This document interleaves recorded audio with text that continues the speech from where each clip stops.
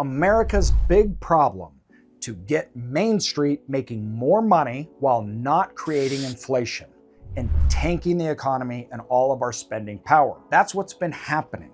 And it's killing Americans. In fact, it's killing people all over the world. They're not making more and their dollar isn't going as far. It's harder to purchase the things they need to live. So how are they going to fix this problem? It's a big problem, but there are reasons it exists. And right now, they're trying to change it. I think of it as the big swap. This is something that is going to be very delicate, and if they get it wrong, it can be disastrous, but it also has to happen. So let's start with the problem. The first problem we have is inflation hurts us. A little inflation is good and necessary, but a lot of inflation kills everyday people. But growth equals inflation. How do you stop inflation? It's simple. You stop growth. Inflation, all it means is there's more demand for goods and services than there are goods and services. So prices go up and up and up. This is caused by there being too much money. So the value of money goes down, goods and services go up. When you have a fixed income, or you have a family and you make an income, even if you make good income, this hurts. That has gotten America to a point where a populist movement came out, and the Republicans took over the government, and Trump and the Republicans swept all around an idea that there has to be change because it's not working. Now, can they do it? That will be seen. We're not sure. Let me explain to you what they're trying to do. First and foremost, inflation is caused by too much money in the system. When COVID happened, they printed trillions of dollars, but they didn't print trillions of dollars when the economy had lost money. In fact, the economy hadn't really lost any money. So they were putting money on top of an already great running economy. This had almost immediate effects of inflation. So now what do? They got to get rid of all the money. How do you do that? You raise interest rates, because debt equals money.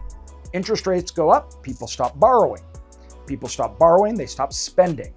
And one person borrowing money is spending it. That's a business, on and on and on. The money supply starts to shrink. Traditionally, this results in a recession. Recessions are the quickest way to get rid of money and money supply. In 2008, when debts went under and people went bankrupt, every time somebody went bankrupt and that debt got wiped away, let's say it was $300,000, that's $300,000 of actual money. Just because it's debt doesn't mean it's not real money in the system. So as companies and people started to go bankrupt, that left a huge hole. The government printed money to fill in that hole to stop deflation.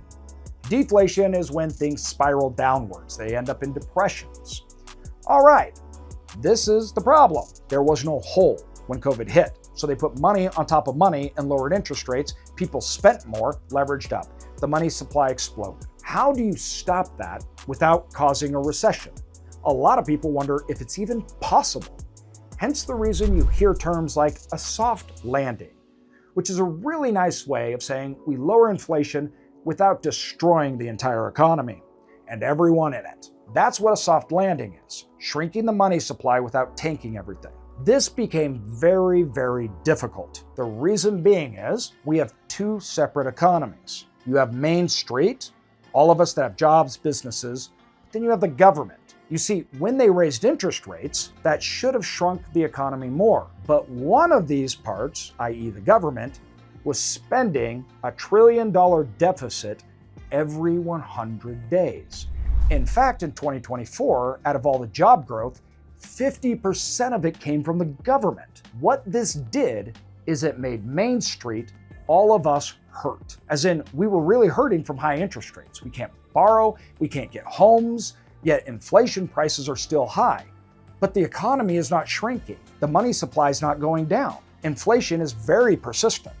Even at such high interest rates that we haven't seen in most of our lifetime, inflation's still hovering between 2.5 and 3, and it's very sensitive. If interest rates go down, we see that inflation number go up. This is a problem. So essentially, the solution is this: the government spending, who's pumping trillions of dollars in borrowed money, spending, hiring, while Main Street is not, to shrink the money supply through this side and raise it through this side. Meaning this: the government stops spending $4 trillion every few quarters, and instead you lower interest rates so the economy starts spending $4 trillion, i.e. then being able to pay, lift people up, everything else. It's gotten so bad that at one point the government made up 50% of the entire GDP, which is wild in America.